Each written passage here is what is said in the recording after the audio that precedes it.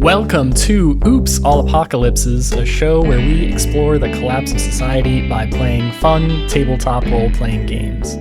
I'm your master of ceremonies, Stu Masterson, and I'm joined with a couple of my friends here. Hey folks, I'm Brady and I play Book McCready, a super sharp sleuth who is cool under pressure when he's not haunted by his tragic past. Ooh. And I'm Jacob. I'm playing Ocean, a gentle giant with a questionable past and a questionable ride. Excellent. And I'm playing the Apocalypse. So this is our first real session. We had a little bit of a jump into action last time, but this is where we're going to actually do all of the normal beginning of session moves and kick off the story that we've been already talked a ton about, getting all the backstory straight, and actually start playing the game like it's supposed to be played. But before that, we got a few things we need to talk about. If you like exposition, you've loved the last 3 episodes. Absolutely. We got a lot of just us talking about things without doing much. And if you hate exposition, you've already dropped us. Oh, there'll be more exposition. Yeah, we got some lessons learned from our first recordings, and I think the biggest thing we need to talk about is why no one has ever told me that I pronounce the word over like a donkey. Is anyone? It was charming. I've lived my entire life not realizing that I say Erber.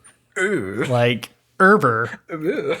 The second I heard it in the recording, I was like, who is speaking right now? Who pronounces that word that way? Listen. And it was me.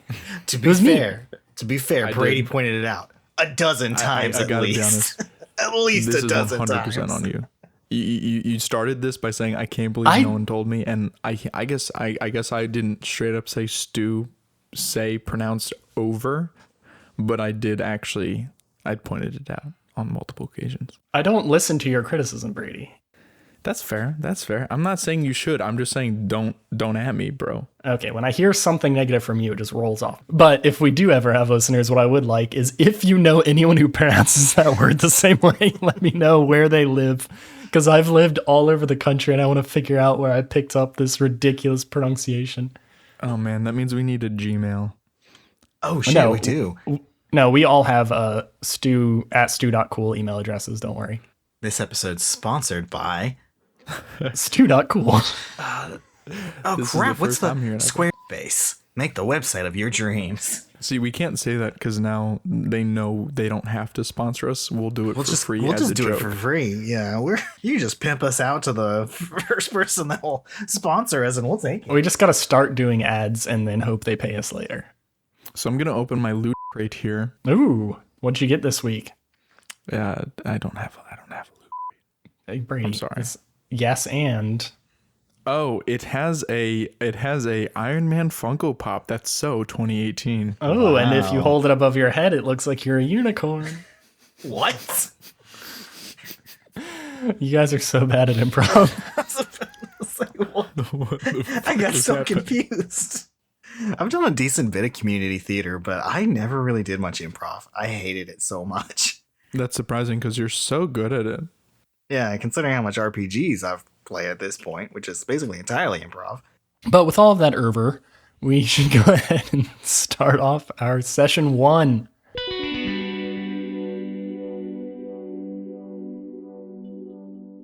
Previously, you guys escaped a pretty dangerous scrape. You made it back to Hamlet opening on the outskirts of Subtropolis with a new vehicle that is a little ostentatious, especially since you stole it from a group of chaos cultists who may potentially want it back.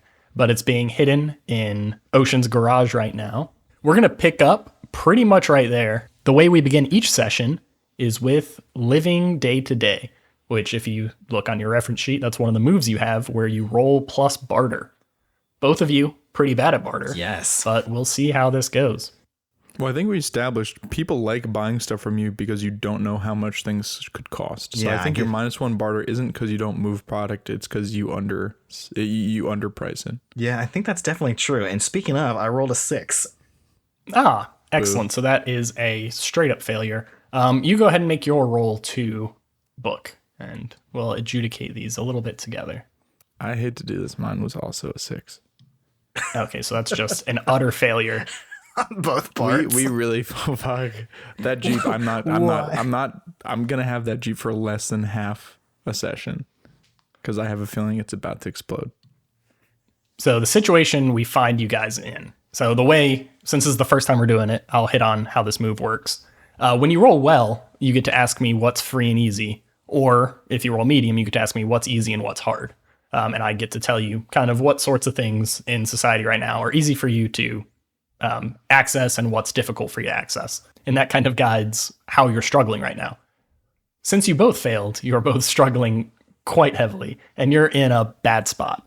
So right now, you guys are in possession of a stolen Jeep that you are really hoping to be able to obfuscate in some way, maybe give it a paint job. Yeah, have you thought about kind of how you would want to obfuscate it? What I do know is that I would definitely want to paint it, and I would really love if Frida were the one to do it, because I want to meet them. Oh. And I want to see what they can do to camouflage my Jeep. I was thinking like a nice, like kind of vertical gray and black stripe to give it sort of some cave camouflage. Ooh, hide in those stalagmites. Exactly. Obviously, I'm going to leave it up to the artist, but if I could get, because we haven't met Frida, so I kind of want to use this as an opportunity to sort of ingratiate ourselves with them and see if we can get on a better footing. Okay, no, I think that's a good path forward. Unfortunately, that sounds like something pretty pricey, and you did not roll a pretty good barter, but we'll still figure out how that works. More on the ocean side of things, you made it back to town with your spider, your vehicle, barely limping along. I believe it actually rolled into the garage as it was running out of gas. I was about to say, if I remember correctly, it was shot in the gas tank. So. It was actually cut through the gas tank and shot through the window. That's right, because I got the...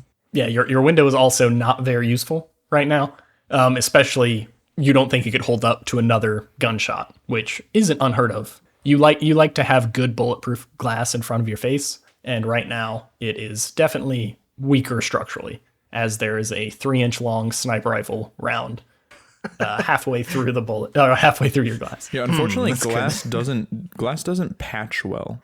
Yeah, you can't really just like rub some dirt on that hole and break off the end and sand down that bullet. Like if it was metal, like we could probably weld something to something, but you're in a tough spot, pal. Yeah, so right now you pretty much have 2 non-drivable cars, and to make matters worse, right now you just do not have, you're low on batteries. Your charge is running out. You don't even have a lot of food, and you certainly don't have enough money to go purchase the necessary supplies to fix up these vehicles. Sounds like we're due for a fetch quest. Yeah, it's so bad that after you guys separate, go back to your houses, trying to figure out plans to kind of scrounge up enough money, kind of looking to see what you have around that you could possibly trade, because there's a pretty big barter system in place here too. Book, when you go, you kind of give up on being able to find something of any value. You've scrounged through and you find some things that do have some value, but they're important to you. They're connected to your parents in some way or your past. So you don't want to give them up.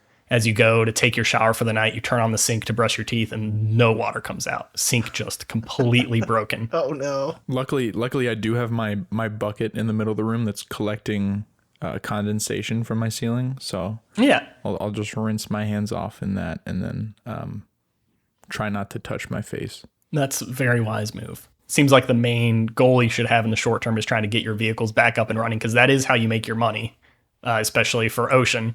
I was about to say, yeah, that's like my whole Yeah, you can't income. go scrounging around very well without it. So how would you guys try to collect some money? So here's the thing. I don't want to do this because the Jeep is my ticket to the surface. And once, I get up there, I can cruise around on those perfectly well paved roads. So I don't really want to get rid of the Jeep. I could sell the Jeep. I'm fairly certain I could get a pretty good penny for that, as long as we can convince people that it wasn't previously owned by the Boxcar children. Yeah, I would say right now it's definitely kind of hot. Trying to sell it would be difficult. You would probably need at least some supplies to even get it to a reasonably sellable state. Okay. Unless you want to really sell it for like scrap. No, I don't. I don't want to sell it at all. Ocean, you holding on to any hot commodities? I guess I can go scrounge around in my collect hoard of stuff that I keep and see if there's anything that could be worth anything. Yeah, absolutely. Because it's been a while. I imagine we probably didn't do much shopping and selling yesterday with the old fiasco with the boxcar children. So you have this basic scrapyard kind of around your house, right? Yeah. And it's not quite like shack in the middle of a junkyard, more like Appalachia sad. Yeah, Right, where you just just kinda it kind of have- looks like a hoarding situation. Yeah. When you're out there looking for things, based on your bad roll, I'm gonna go ahead and tell you there's not a lot useful there. But give me a read a situation. Read a situation. Yeah. Something seems afoot here. It looks like someone's been in here pretty recently. Not you. Not a lot of people come poking around your scrapyard, but it looks like someone's been around here recently. That's an 8. An 8. Okay, you can ask me one of the questions from read a situation. What should I be on the lookout for? You scan around, you kind of poke around some things that look like they're kind of a little bit disheveled.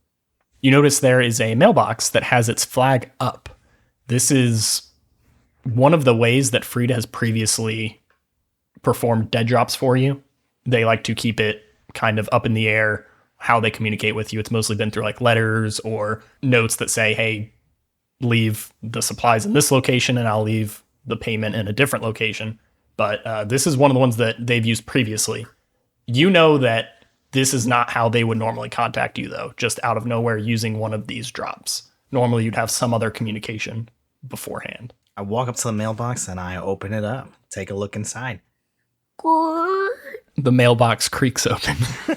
Inside the mailbox, there is a letter that is folded up. That's all you see in there. I grab it. As you pull it out and read it, you notice immediately this handwriting is not Frida's handwriting. This is someone else's handwriting. It looks, though, like they've done a poor job of not necessarily misleading you into thinking it's Frida. They don't say, like, signed Frida, but it seems like it's intended to be written in a similar way, where it's very nebulous and saying, hey, I have a work I need you to perform, meet at this location. I have a specific item I need you to collect. But the handwriting is obviously not Frida's. Am I here? Am I also experiencing this moment? Do you want to be? Yeah, I do. I would like to be here and experiencing this moment. Yeah, Yeah, I imagine absolutely. we're both like, shit, we're broke. Want to come back to my place? Let's see if I get any good as shit. I mean, I drag you around mostly to look at my stuff anyway, to appraise it. So, Oh yeah. like, yeah, come on, we'll come back to my garage. Let's take a look here. Right as you unfurl this letter and start reading it, you see Book's head pop out of the sunroof of a car around the corner. And Book, you notice him reading this letter. All right, I wave over. I like wave the letter in the air. I'm like, Book, come take a look at this. It's weird. Ocean, what do you have for me? I have the letter. It's normally like, you know, this is Frida's call sign, but I don't think this is her handwriting. Here, take a look. Yeah, that looks fishy. So, Book, since you can read, I forgot about that. yes, I did too, but luckily I didn't give you much information. Just Yeah, these you could tell squiggles by the just don't shapes. look quite the same as her normal squiggles. Yeah, you could tell by the shapes. It looked like the similar notes you've seen that were like, hey, leave this here, and then some spaces, meet here. But you couldn't read any of those words. Yeah, Ocean, your instinct was good on this. It does not look like this doesn't look like Frida to me. Book, you see that it specifically says to meet at the Broken Leg, which is a bar in town, to hopefully work out some payment, which is also something Frida would never say. Frida's usually like very discreet. Like it would literally be like this flag up and you then have to go look in the glove box of one of your cars to go find some cryptic note that is telling how much that they'll pay you and where to leave it and stuff like that. Well, this is very straightforward and like, hey, I'm going to meet up with you. Do they give us a time that we're supposed to meet or a date? ASAP. That's actually the last part of the entire note is ASAP. All caps, as it should be. Yeah, of course. With periods in between the letters or not? With periods. Man. No, exclamation points. I don't like that. Oh shit. ASAP. Okay, so Oh fuck. Ocean, I think that this is gonna take both of us to unravel. I'd like to take a little jaunt over to the Soggy Worm, which is where my crush Callista Furnace works. It's a ramen restaurant. Ooh. Oh. And I want to see if we can both scrounge up a cheap meal in exchange for something and also get some information, because that is one of the other locations that we use to communicate with Frida. Oh.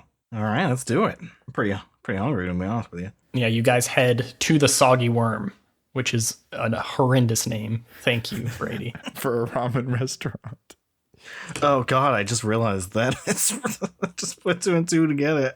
Ramen looks like soggy worms. Mm-hmm. Ugh, What is it? Horrible name. What does it look like on the outside? Is this like a? Do you know the first scene in Blade Runner? Yeah. The intro scene where Deckard's sitting at sort of that. It's just a bar. It's not a bar. Like, they're not serving drinks, but you know what I'm saying. It's like a stand outside, exactly. isn't it? 100%. Yeah, that's what I'm envisioning. Okay. You go up to the stand that is made almost entirely out of Cup of Noodles ramen that they slowly remove from the stand, reducing the structural integrity as time goes on. But there is so many that at some point, you know, Captain Noodle, the person who runs this restaurant, he got very lucky and found a supermarket and was able to completely loot the Costco for all of their cup noodles and has hoarded them here. Is Callista Furnace a chef here, or a bartender, or runs the cashier? She's just runs the she's cash the register? server, and she runs the cash register. I don't think she's cooking. There are a handful of haphazardly scattered tables around. This is probably one of the worst restaurants. There's not much good food in the apocalypse. I can't imagine. But this is pretty much, this is still pretty much bare bones, because this ramen has not been good for a while. It has a pretty long shelf life, but it's a little stale. The real valuable thing here is that they have very hot water to be able to make it. They have some sort of, this stand was constructed in this location because there's some sort of hot spring that there's just like this pouring of steam out that they've been able to kind of collect in these giant vats, and they just use the steam to quickly just blast these cup of noodle ramens and make them all nice and soggy for you. You guys can afford a couple bowls of this, and by bowls I mean cups of this ramen. And yeah, you sit down. You see Callista is working here. Captain Noodles is also in the back. He's the main chef and owner, proprietor of this location. What are you doing here? Hey, Callista. We'll have 2 of the usual and only option. It's all just the spicy shrimp ramen. And I think if it's all right with you, Stu, a bit of world building here. That is our phrase to signal that we are asking if Frida has left any information for us. Ooh, I like it. I like it. I don't write think that I down. Yeah, write down exactly that wording. So with this, you're saying that Callista Furnace is knowledgeable about your relationship with Frida. Yeah, I think she will hold on to communications. I don't know that she communicates directly with Frida. I think that's unknown to me, and she won't tell me what the situation is. All I know is that she gets letters for us from Frida, and she will also communicate to Frida for us. Are you sure you don't want an extra packet in either one of those? Which is the code word for she has not heard anything. No, that's right, but I appreciate the offer. Okay, sure thing. And she goes and actually gets them and brings them to you, so it's not suspicious in any way.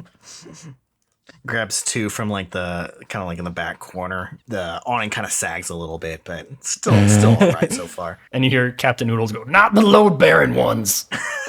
He's got those like marked with like a paintbrush. Yeah, yes. He has X's on a bunch.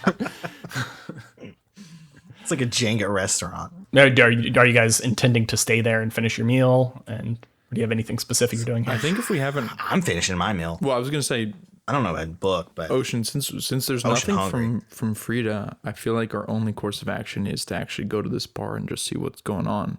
So should we hang here and eat, or should we walk and eat? what do we know of the bar that they want us to meet I at? like that question. Do either of you drink? Yes. I was about to say, I don't think Ocean drinks. Okay, book drinks. I drink exclusively whiskey. The bar is also where entertainment is as well. So you've probably been there, Ocean. The bar is a well-run establishment. It is one of the only places they are actually not allowed to bring in firearms. So it's kind of a safe haven. Still pretty dangerous, a lot of bar fights, and there have been a string of stabbings, of course, because they're not taking everyone's knife. You can't be in the apocalypse without a knife. But there's at least no firearms. You have to leave them at the door when you go in. It's as nice as an apocalyptic bar could be. But if you don't spend, how much time do you think you spend there, Book? I think that I like to go there to listen and collect gossip. Okay, yeah, then you know a good bit about it. Like, you're probably familiar with the bartender. The bartender is actually one of the... so what you know, Book, specifically, since you've been there a lot and you kind of have history with the town, the bartender was kind of a de facto leader of the town before Hickory showed up. So he's been around for a very long time. Would you be comfortable saying that this bartender's also a fan of Frida's work? I don't know if you've talked to him about that yet. Okay, I like that. But you would not be surprised. Okay, cool. You don't think he's particularly a big fan of So Hickory. I think, given that information, there's reasonable suspicion to think that maybe the bartender caught wind of our interactions and wants to get involved and is luring us there for a good reason. I think there's also reasonable suspicion to think that we're about to get clobbered. Well, I think there's only one way to find out for sure. So let's get on over there. We're gonna walk up into the bar and sit right down. Okay, you walk into the broken leg. Give me a read a situation roll, whoever's taken point. I think it makes sense that we both would have read the situation, but I think we don't need duplicative information. Let's have Ocean roll it, and then if you want to help him, you can. Oh yeah, I like that. Always forget help is here. Yeah, help is a good one. That's an 8. Nice. Okay, that's going to let you ask one question. You could attempt to help him. Yeah. We do have +2 HP on my end. Actually, no, we have +3 now because of our experience. Yep, +3. So that's a pretty good. I could probably get you up to a full hit. So I'm gonna go ahead. I'm gonna try to help. Yeah, lay it on me. Okay, roll it. Okay, so with the +3, I just hit a 12. Oh shit! Nice. That is a full one. So that also gives both of you +1 to your history, which I believe makes you roll over. Yeah. Shit. Roll over. Well, I'm at +3 now. Hit history. And I'm at +4, which does that give me +1 XP? That gives you +1 XP. Nice. And it brings it down to +1 HX. And then dropping this on you like it's hot without any warning, where when you roll over, damn it, when you roll over, you get to learn a secret from the other person that they haven't told you. I like that. So you got to come up with a secret, Ocean, which you don't have a lot of. I don't have a lot of secrets. It can be as big or as small as you want, but you got to share a secret with them, because when you roll over, it represents knowing someone on like a deeper level. And this is kind of a good way of just giving a quick little thing that represents that. All right, here's Ocean's current big dark secret. He hates the ramen shop. He just hates it. Oh my. But he goes with Book anyway because he knows he likes it better. And because I want to see Callista. He doesn't quite know why he goes there a lot, but he knows Book likes to go, so he goes anyway. He still doesn't quite understand, but haven't quite caught on to the Callista situation, but he's supportive. So yeah, that secret comes out as you guys are walking over to this other bar. Hey, you know I hate ramen, right? That shit is disgusting. Especially like worms. It makes me think of worms. Like, why would they call a restaurant that? It just makes me feel gross. I think... Anyway, carry on your business. Right. Okay, so you get to ask 3 questions, Ocean. Did you have something you want to add, Brandon? No, I was trying to think of the word irreverent, but it took too long. So let's just go. Yep. Joke got missed. Instinctively, Ocean's going to always be on the lookout for who's the biggest threat. So that's the first question I'm going to ask. Second question, what should I be on the lookout for? And third question, who is in control here? I like that triplet of questions. Okay, so you come in to the bar and you see the motley crew spread in front of you. You see people that are familiar and people who aren't familiar. Who or what poses the biggest threat to me? There is someone in here who is one of the biggest badasses in town. It is just this mountain of a man known as Beethoven. And you guys have actually never seen him do any particular violence, but you have tons and tons of stories about horrific things he's done to people. I'm gonna nudge Book and be like, "Oh fuck, it's Beethoven. Hey, I heard he punched a baby once. Dude, I heard he pulled out his own tooth when he had an abscess. Oh, you think that's badass? I heard he wrestled a bear, and we don't even have bears down here. So where'd that bear come from?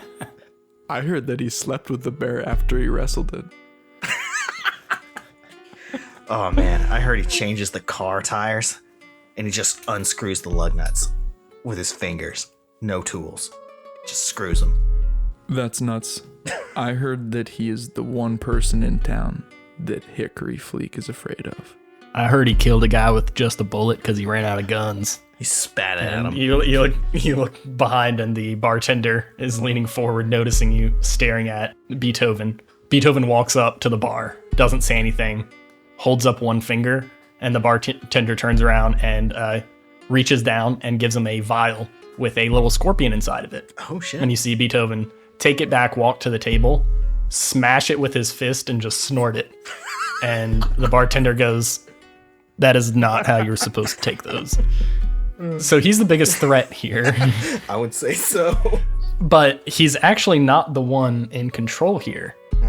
But who's in control is the man behind the bar. His large revolver on his hip, and he is clearly running this establishment. He did not flinch when Beethoven walked up to him, and Beethoven was quite respectful around him, even though he didn't use many words.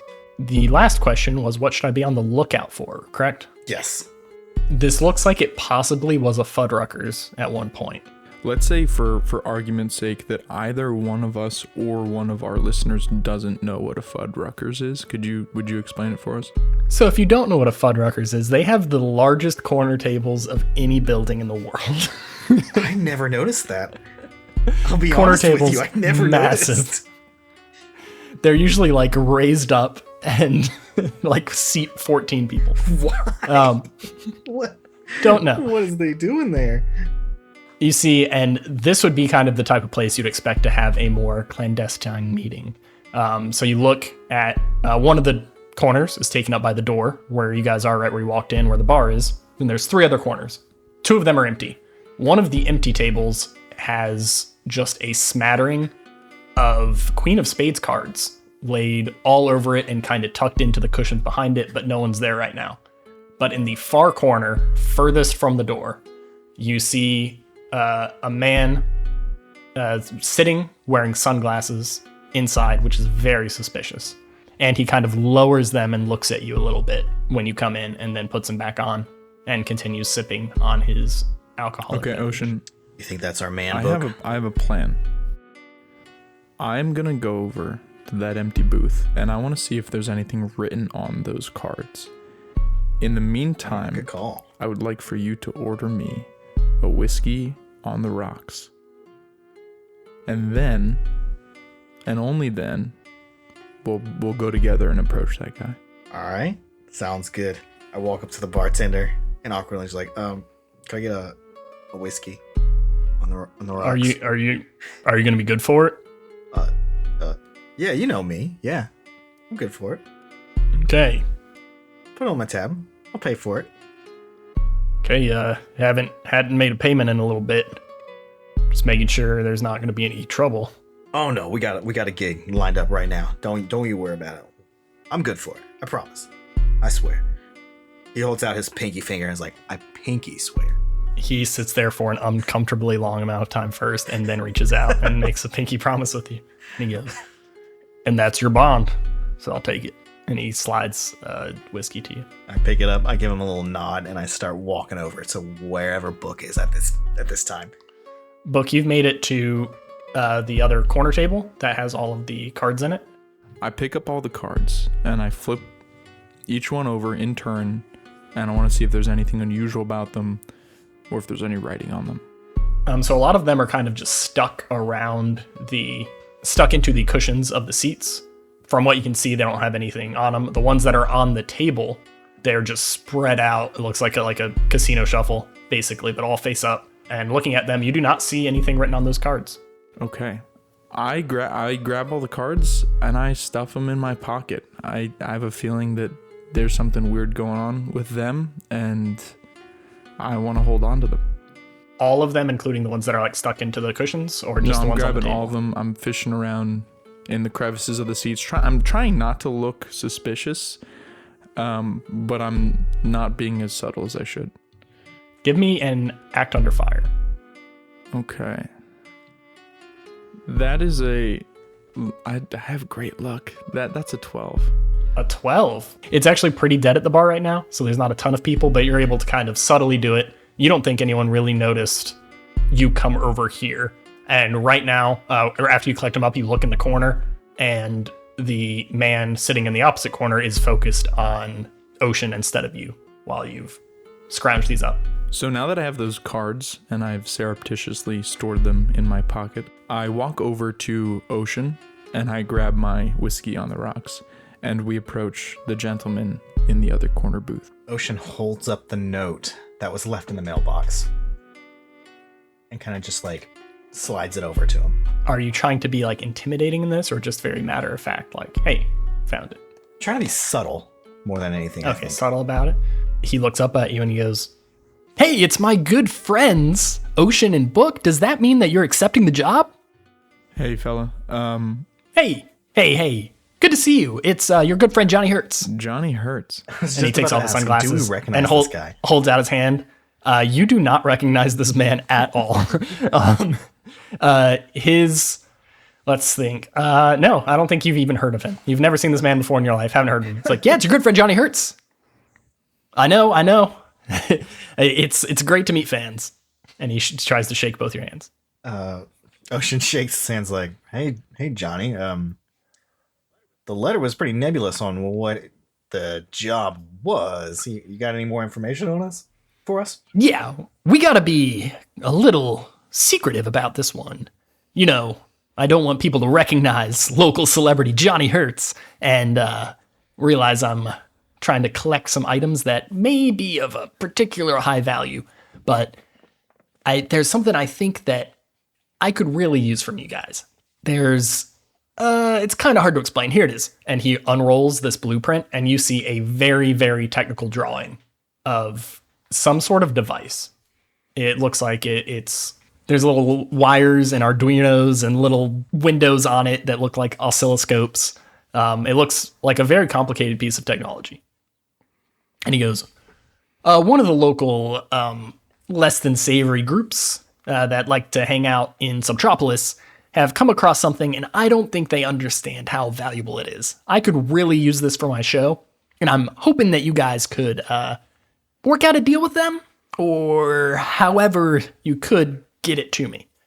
And I would be able to reward you quite handsomely. Listen, Johnny, I am severely in need of work, so I appreciate you reaching out to us, but before we do any sort of work, I need to know what sort of compensation we could expect. And I also want to make it clear that Ocean and I are not thieves. Oh, yeah, I'm not asking you to steal it. I'm asking you to make a trade, make a deal, take it off their hands, whatever way works best. Okay, so again, what can we expect as far as compensation? If we're going to be making a deal or a trade or purchasing this item, we need some capital to work with. I think I could get you probably 3 car batteries, which in the fiction is a pretty significant chunk of money. What do you even need this device for? What does it do? I can't make heads or tail of any of these schematics you're showing us. Book, give me a read someone. This All right, is your here we type go. of thing. Oh, man. Your luck will run out eventually. That was a 4. No, that was a 4 with my +2. Okay, I'm going to say you can still ask me one of those questions, but be prepared for the worst, which is what I can do when you fail. What do you hope I'll do? Okay, he really wants you to get this device no matter what means. He does not seem to care. It seems to be very important to him. You notice looking at the schematics, so they're upside down to you right now. It is very complicated, but you see it says TTE device stamped on one of the sides of it. Okay, that sounds fun. I can't go selling all my secrets here. I really would just appreciate if we can keep this a business transaction and you guys get it for me and I'll keep you flowing in the batteries. Okay, so First thing, we definitely need to know where we can find it. But I'm not doing this for less than 3 car batteries and 6 double A's. Give me a sway someone roll. Well, if I'm going to sway someone, I want more batteries out of it. Okay, that was an 8. On an 8, if they don't want to go along with your refuse, they can choose to ask you for evidence, time, a compromise, or some concrete assurance. They must go along with you if you provide that assurance. So he's going to say, how about this? If you get it to me without there being any tracing from the current owners back to me, then I will throw in 4 double A's. I'll give them to you up front. Ocean, what are your thoughts? That sounds like a deal to me. We need something to pay for your drink, I'll be honest. I was lying through my teeth. Yeah, this whiskey keeps getting more and more expensive, but I like how smooth it goes down. All right, Johnny Hurts. It's a deal. Excellent news. And he tries to shake both your hands again. I shake his hand again. I look really uncomfortable, though. I got one last question for you. Yeah. Who are you? It looks like he just got limit broken. He stumbles backwards, and he's like, oh, I'm Johnny Hurts. You haven't heard of me? Local radio aficionado, star, spreader of truth. I'm sorry, my Johnny Hurts. My radio's been broken. Yeah, like no one has radio because it's next to useless in the underground. That makes sense. So Yeah, she's like, I don't even own a radio that I know of. Oh wow! Sorry guys. Yeah, I'm Johnny Hurts. I'm very famous in town. I have the most popular radio show in town, but I'm looking to expand, kind of get a little bit wider audience. And what you're getting from me could really help out with that. Well, hey, it's certainly fantastic to me. Appreciate the employment opportunity, and I hope that this platform that you have here, I hope that you're using it for a good cause. Oh, absolutely. I'm spreading the truth far and wide. Tune in on 99.5 with Johnny Hurts. So I under my breath to Ocean, I'm gonna try to say without Johnny Hurts hearing, I don't think Johnny Hurts is his real name, and I think we need to get a radio so we can figure out what he's about. I mean, I got a lot of stuff back at my place. One of those things might be a radio. I'd like to leave. Okay, yeah, so you want to try to listen to him? Oh, wait, no. We need to know where to find this thing. Oh, we should probably get more information about the job. Yeah, that's a great idea. And he turns over the schematics, and he has a rough sketch of Subtropolis, which is like massive. This kind of looks like someone's like zoomed in on like just Brooklyn and New York or something. And it's very hard to tell where those references are. But he's drawn some circles, and he's like, so there's a small-time warlord named Crandall, and he has come across this device. I don't know what his men really are doing out in Subtropolis. They live there, though, so not the brightest group. But he's been collecting up some pretty interesting things, and some of my resources have told me that he came across specifically this device.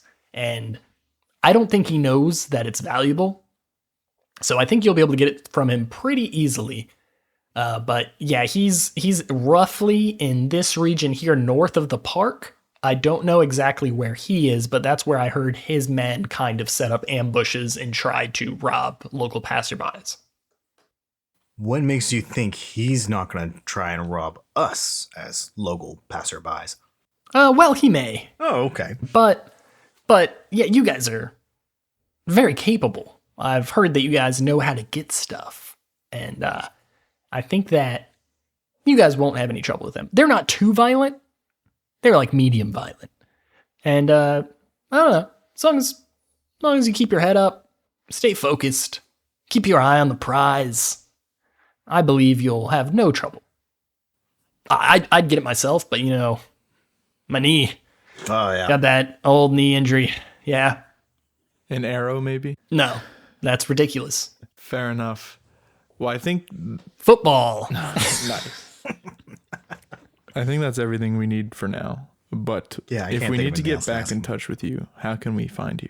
Well, you can hear me on 99.5 with Johnny Hertz. You can tune in. I'm usually transmitting about from 12 to 5 every single day. So you'll be able to hear me, but that is not how radios work. You cannot communicate back with me. So if you want to really get another message to me, you should probably come down to my station. And I'm usually there. I sleep above the recording booth. Sounds like you got a real stable setup going on there. Oh yeah, Johnny Hertz is living large. So I definitely have questions about how he's powering this situation, but I don't think I'm going to ask him anything more at this point. Ocean, are you ready to rock?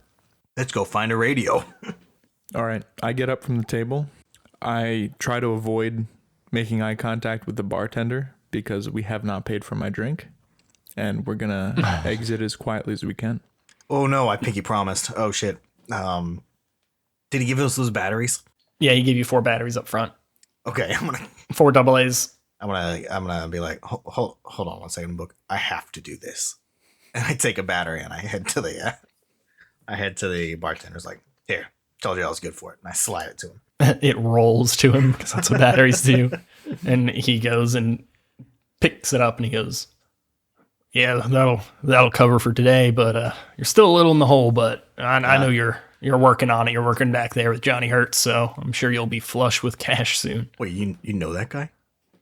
Yeah, he apparently does some sort of radio show. Have you? I've never heard it. Okay. All right. But yeah, no, he's a character. You haven't heard it? I thought that was something the cool young kids listen to, was the radio. No, I don't even think I own a radio. Do you happen to own a radio, actually? Most vehicles have a radio in it, but that's the thing that if you hit the wrong button, it's just like shh, that one. So you you turn it to that shh button. It's a FM, and then you got to change it. There's usually buttons or a little knob, and you go to 99.5, and that's where you can hear him sometimes. Okay, it's all good tips. Thanks for the info. I thought that shusher noise was just I thought that was like just the psychic maelstrom talking to me through the car. I didn't know you could turn that off. Oh, it could be. Yeah, no, what people think it might be, but not sure. No way. At least every other station may be psychic maelstrom, but he's got 99.5. At least one isn't. Wow. All right. Ocean, I think we know what we have to do. What's that? We're going to find ourselves a radio. Don't worry about it. Yeah. Okay. Gonna head back to Ocean's place, and just for the hell of it, he's gonna ask and see if Book can point out a radio from all the junk that he has. Well, I think let's just hop in the Jeep and see if we can push some of those buttons that the bartender was talking I about. forgot, yeah. I think we have enough fuel for it to run for a little while. Yeah, the Jeep's got some gas in it still. So yeah, you turn on the Jeep, crank it to the right channel, and you hear Johnny Hertz coming in, and he goes, "Johnny Hertz here, back from another commercial break, spreading the news and the truth of the day. Exciting news for everyone. I'm about to have a much larger listener base, as I'm going to be able to reach all throughout the underground. Just keep listening on 99.5, and if you happen to be traveling to nearby areas, let them know that they can start probably next couple days tuning in to 99.5 wherever they're at, and they'll hear the smooth tones of Johnny Hertz. Our first guest today is," and he just goes in and interviews some local people. Are you trying to figure out anything from this, or is it like, what are you trying to learn from listening to him? I was So I don't just keep talking for 45 minutes. trying to get an idea of his political alignment regarding Hickory Fleek. Yeah, like what his definition of what the truth is.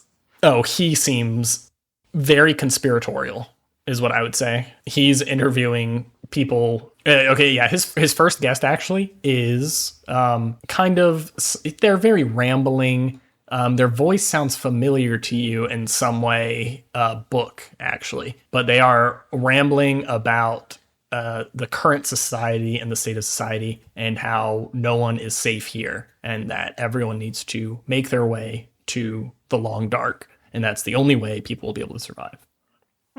Interesting. And he seems to be backing them up in some way, but then also pushing local restaurants and bars on people. So he doesn't seem to be fully bought into it. But he does not seem to be, if you listen longer, I'd say there's definitely some anti-Hickory sentiments in what he's saying.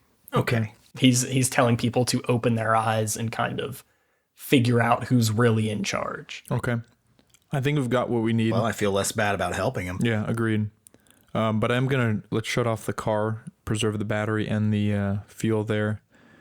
And if it's all right with you, Ocean, I might want to walk for this particular mission here, just because it's not too far. We're not that far from the... Truthfully, I don't even think my car can drive right now. Yeah, Subtropolis isn't too far of a walk, and I think that might be a less intimidating... Intimidating is not the word I'm looking for. A less threatening way for us to approach these guys that we're going to try to barter with. What should we bring with us as to try to acquire this machine? All you know really is that he said they've been collecting some devices and tech and things like that. And that Johnny Hertz doesn't think they know what they have, but it does seem like they are intentionally collecting some things. Ocean, do you have anything with a lot of wires sticking out of it? Actually, is this a good time? This might be a good time to read a situation. And, I was just about to say, Stu, can I read my situation to see if I have anything with wires sticking out of it? Yes, I think this is a Rita situation for your scrapyard. Pretty much only one of these questions that is relevant, so hope you get at least a 7 to 9. Oh, that's a 13. Excellent.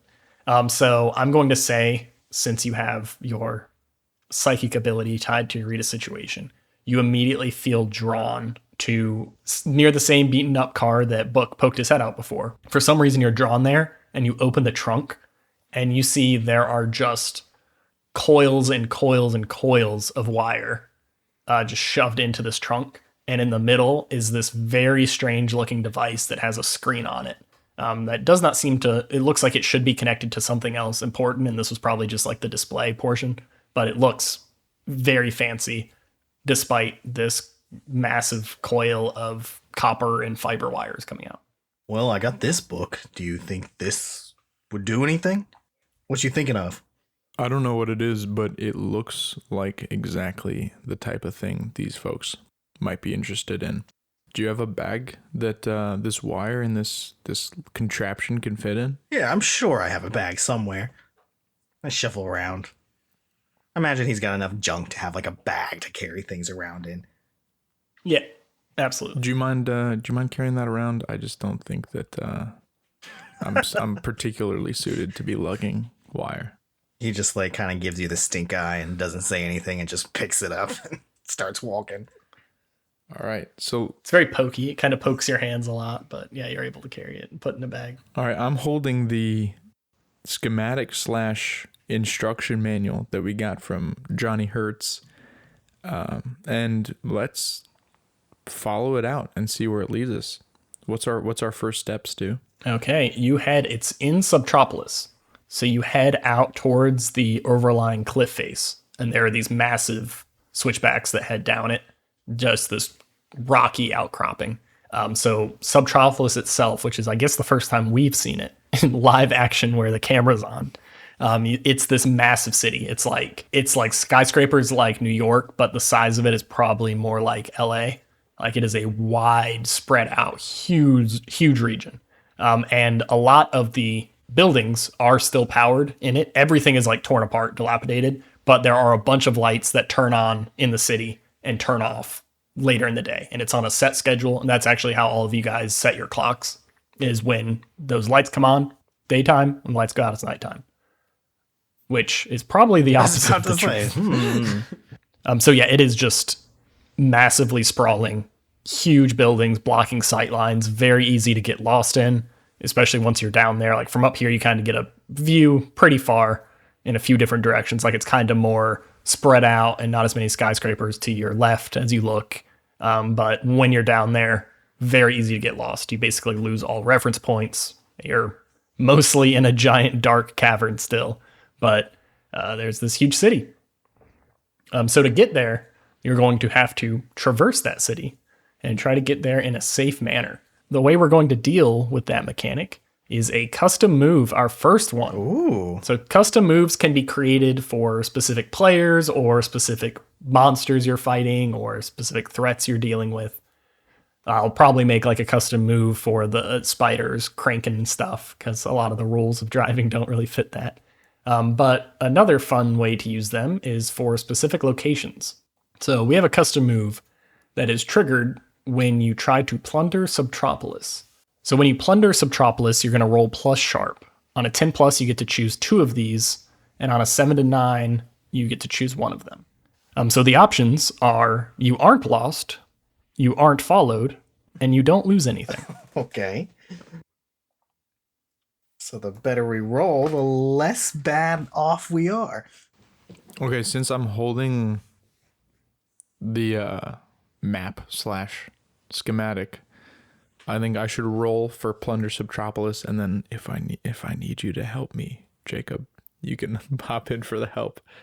Okay, lay it on me. All right. Okay, that was an 11. Excellent. So You can choose 2. we are not lost, I feel like we That's a great one. definitely shouldn't lose anything. and we definitely don't lose anything.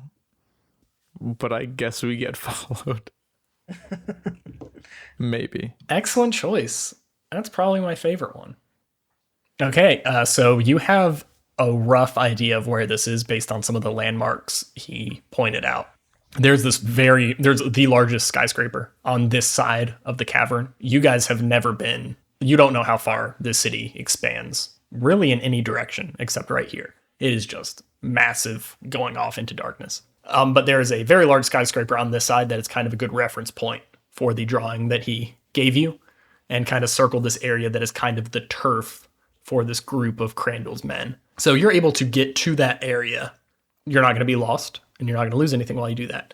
But as you're going along, give me I'm going to say Ocean. Ooh. Give me read a situation roll. All right, let me read that situation. That is going to be a 10. A 10. Okay, you can ask me 3 questions right now. This is during travel. This is before you've gotten to their Before we get to their spot. turf.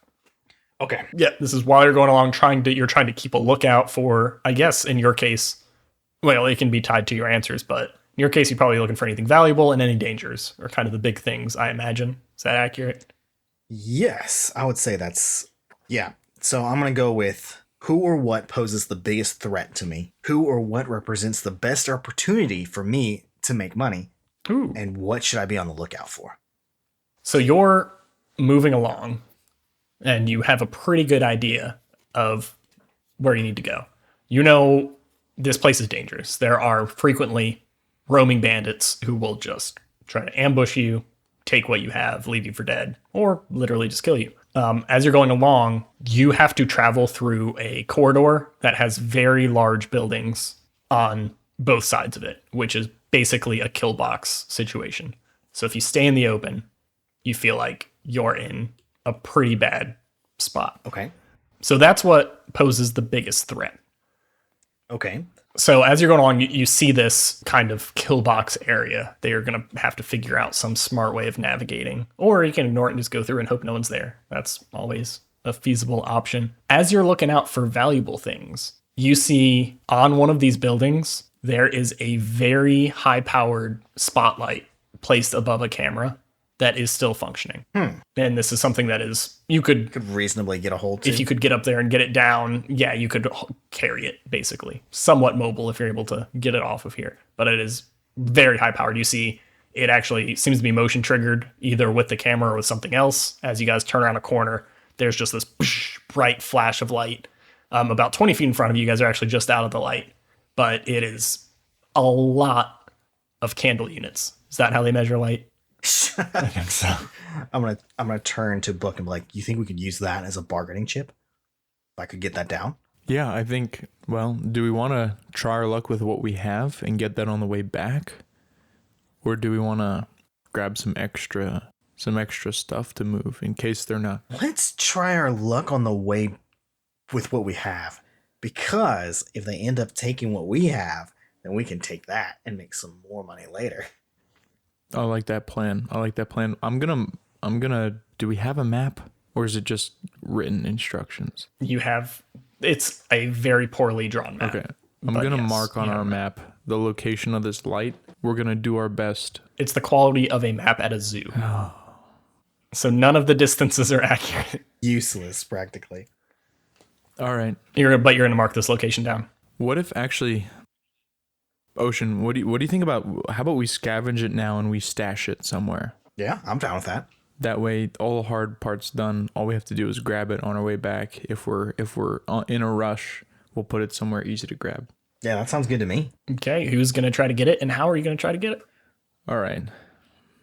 I feel like neither of us are going to be very good at this, so I don't think it matters too much. I know. If I remember correctly. Who has the better idea? It's about 20 feet up on the side of this building. There is a camera right under it. You have no idea if that camera is like working or not, or if it's feeding to anyone. Is it by a window? There is a window inside the building that is above it. My instinct is to try to get inside the building and get to that window.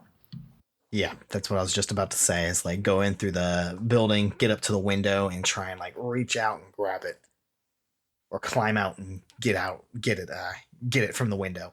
Who's doing it? Can we go together? I'm You scared. I guess I'll try and do it, and you can be the watch out. Oh, Look out. that works too.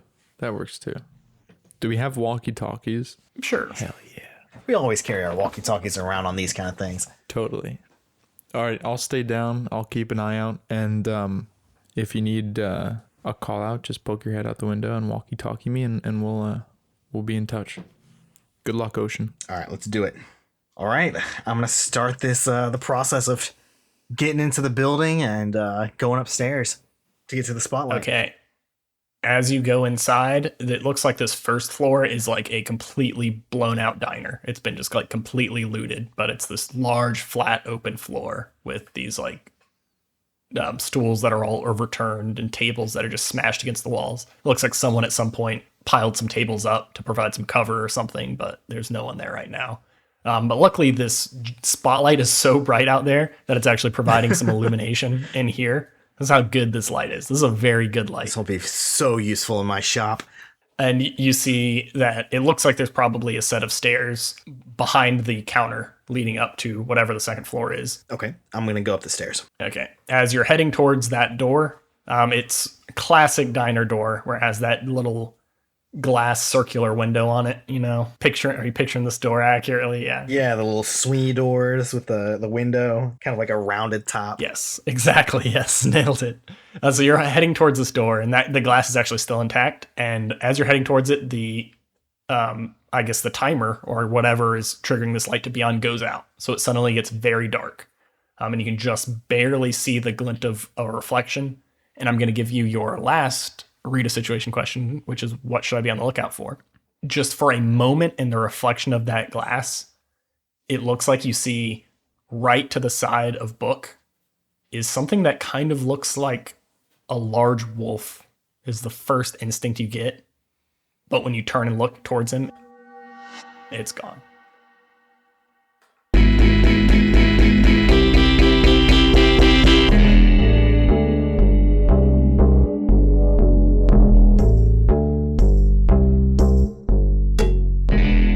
Thank you for listening to our first real episode. If you could, please just find your two best or two nerdiest friends and tell them to listen as well. If you have any comments or ideas about the show or any fun intros we could do, you can send us an email at oops@stu.cool because apparently I'm a narcissist. That's oops@stu.cool.